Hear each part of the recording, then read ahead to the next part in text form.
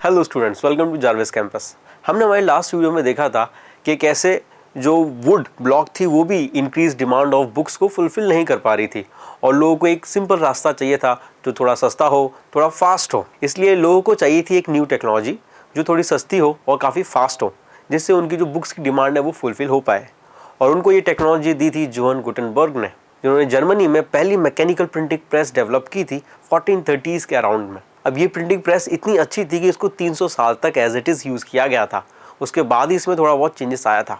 तो कौन थे जोहन गुटेनबर्ग, चलिए देखते हैं। तो जोहन गुटेनबर्ग का जो बॉर्न है वो जर्मनी में हुआ था और ये एक मर्चेंट के बेटे थे।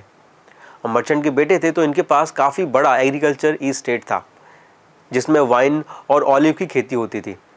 इसमें वाइन और ऑलिव प्रेस भी थे, जहाँ पर ग्रेप्स को या ऑलिव को प्रेस करके उनके ऑयल या वाइन बनाई जाती थी। और वाइन प्रेस और ऑलिव प्रेस का जो सिस्टम था उसको जोहन गुटेनबर्ग काफ़ी अच्छी तरह से समझ गए थे। इसके बाद उन्होंने आर्ट ऑफ स्टोन पॉलिशिंग भी सीखा, जिसके बाद ये एक मास्टर गोल्ड स्मिथ बन गए। अब ये जो नॉलेज थी उनकी ऑलिव प्रेस की और ये जो गोल्ड स्मिथ की नॉलेज थी, इन दोनों नॉलेज का उन्होंने यूज़ किया, एग्जिस्टिंग टेक्नोलॉजी को समझा और इसमें थोड़ा सा इनोवेशन करके उन्होंने न्यू टेक्नोलॉजी बनाई, जिसका उन्होंने यूज़ किया था प्रिंटिंग प्रेस बनाने में। उन्होंने देखा कि ऑलिव प्रेस में हम जिस तरह से ऑलिव को प्रेस करते हैं और उसका क्या कहते हैं ऑयल वगैरह निकालते हैं, उस तरह से हम प्रिंटिंग प्रेस में भी तो वो चीज़ यूज़ कर सकते हैं। क्योंकि हमने देखा था कि वुड ब्लॉक में भी तो हम चीज़ यूज़ कर रहे थे ना, कि हम वुड ब्लॉक को प्रिंट करके उसको पेपर के ऊपर प्रेस करते थे। तो क्यों ना ऐसी टेक्नोलॉजी, जो ऑलिव वाली जो टेक्नोलॉजी है, वो वुड ब्लॉक टेक्नोलॉजी के साथ मर्ज कर दी जाए।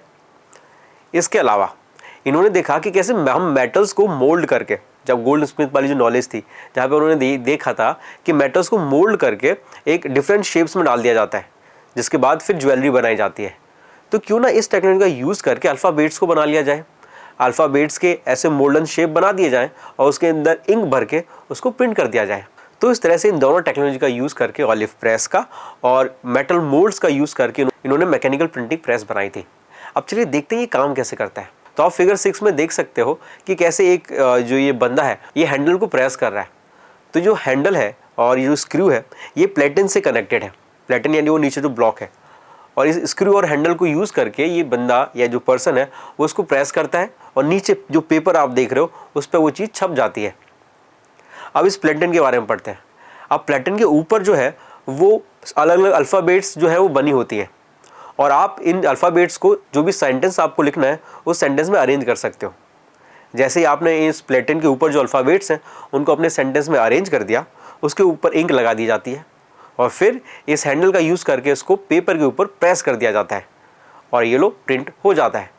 तो ये थी मैकेनिकल प्रिंटिंग प्रेस की वर्किंग। होप सो आपको पता चला होगा, ये काफ़ी ईजी थी और इसमें जोहन गुटेनबर्ग ने अपनी जो प्रीवियस जो काम थे वो टेक्नोलॉजी या वो नॉलेज यूज़ की थी। और 1448 तक इस सिस्टम में जोहन गुटेनबर्ग काफ़ी ज़्यादा परफेक्ट हो चुके थे और उन्होंने काफ़ी अच्छे से प्रिंटिंग स्टार्ट कर दी थी। नेक्स्ट वीडियो में ये देखेंगे कि प्रिंटिंग प्रेस का यूज़ बाकी लोगों ने किस चीज़ के लिए किया और कितना ज़्यादा यूज़ किया। Thank you.